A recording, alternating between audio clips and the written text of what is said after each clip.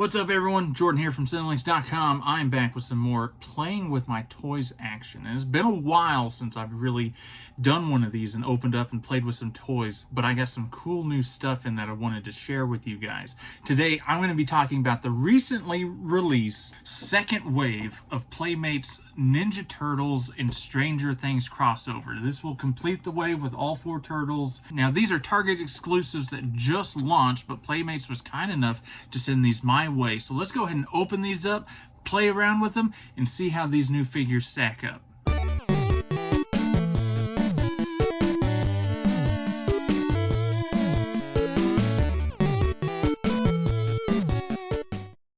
Right from the outset, this whole Upside Down Remix line just seems kind of weird. And I get they're both 80s related, but it's kind of an odd team up. That said, there is apparently some sort of story that goes with it. If you look at the back of the box here, it gives you some details. It says the Turtles have tracked TCRI's latest illegal experiments from New York City to Hawkins, Indiana, where it's trying to harness the power of the Upside Down. The half-shell heroes must team up with Eleven and her friends to try and stop TCRI's next experiment before it succeeds. Now, that actually sounds kind of neat, right? And it's almost like there was a bigger idea behind it for like a comic or something that never actually happened, but you know, whatever. It doesn't take away from these toys being cool. It's just kind of weird. Now, as I said before, this is the second wave, which concludes the Upside Down Remix set, which brings Donnie and Michelangelo together with Lucas and Dustin.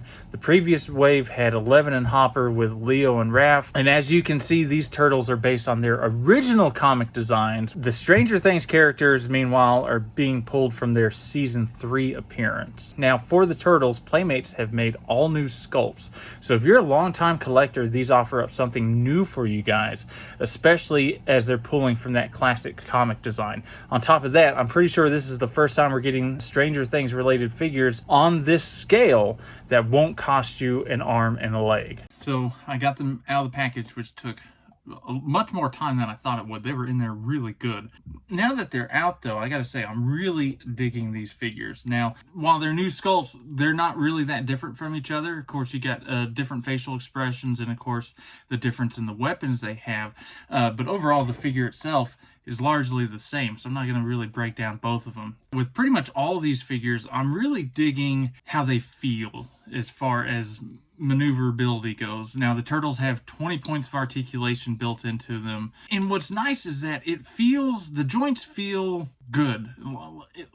It's hard to explain. They're not super stiff or anything like that. It's actually really easy to move these figures around and pose them, but once you move them, they don't feel like they're loose either. Overall, I'm really digging the turtle sculpts here. What's really cool is I love these little tiny nunchucks that they have. I don't know why, but they're just really neat. They fit really good in the hands here. Now, you don't get any articulation in the fingers, which is generally fine, but they can be a bit loose weapons-wise in here unless you really kind of stick them in there.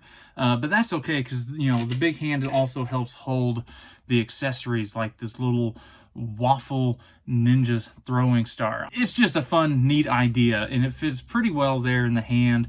Either way, there's a lot going on here that I like. There's not a whole lot of range of motion as far as the legs go.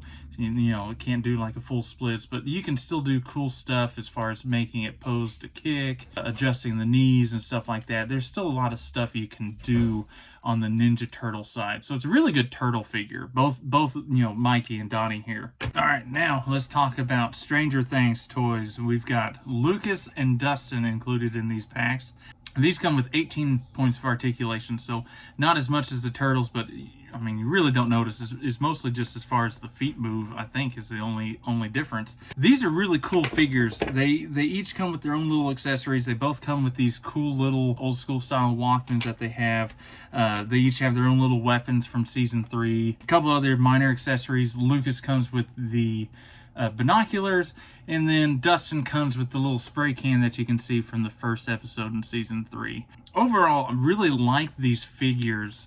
One of the things that's both good and bad is that it actually features the pinless hinges on here. It makes for a really smooth and nice looking figure because you don't have the pins that are visible The biggest problem though, once you move it, you get this weird lip thing on some of the joints. It almost looks like they're wearing either really big boots or gloves and stuff like that. I mean, it's not a huge deal. It's far from a deal breaker. It's just kind of weird how it looks in the end, as far as, you know, since we're dealing with skin tone and stuff like that. But again, this is kind of a minor gripe, considering that you still get all the, you know, a good range of motion with everything.